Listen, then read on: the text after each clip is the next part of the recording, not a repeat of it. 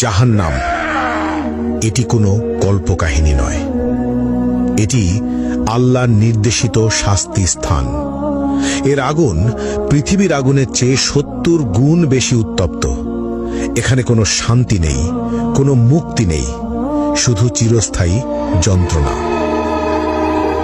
চলুন দেখা যাক কোন ২০টি পাপ মানুষকে এই ভয়াবহ শাস্তির দিকে নিয়ে যায়। প্রথম, মা বাবার অবাধ্যতা। পাপ অভিভাবকের প্রতি অবমাননা বা তাদের কথা না মানা। শাস্তি আগুনের চাবুক এবং গলিত সীসা দ্বারা তীব্র যন্ত্রণা, প্রতিটি আঘাত মস্তিষ্ক পর্যন্ত অনুভূত হবে।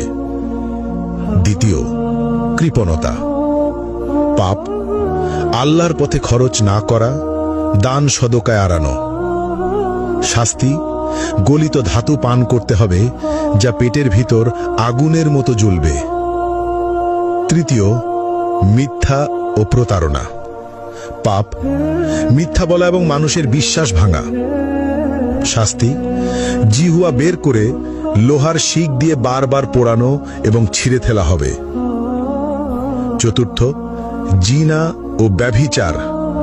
পাপ অবৈধ সম্পর্ক, অশ্লীলতা বা পর্নোগ্রাফি দেখা। শাস্তি জ্বলন্ত চুল্লিতে ফেলা হবে, উপরে উঠবে এবং নিচে পড়বে, বারবার যন্ত্রণা অনুভব করবে।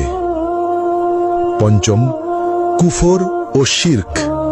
পাপ আল্লাহর অস্তিত্ব অস্বীকার করা অথবা অন্যকে আল্লাহর সঙ্গে শরিক করা। শাস্তি চামড়া বারবার আগুনে পোড়ানো হবে, নতুন চামড়া তৈরি করে আবার পোড়ানো হবে, ফুটন্ত পানি মুখে ঢালা হবে। ষষ্ঠত, গীবত ও পরনিন্দা। পাপ অন্যের দোষ খোঁজা এবং অনুপস্থিতিতে সমালোচনা করা। শাস্তি লোহার নখ দিয়ে নিজের মুখ ও শরীর ছিঁড়তে হবে, যন্ত্রণা চিৎকার শোনার মতো কেউ থাকবে না।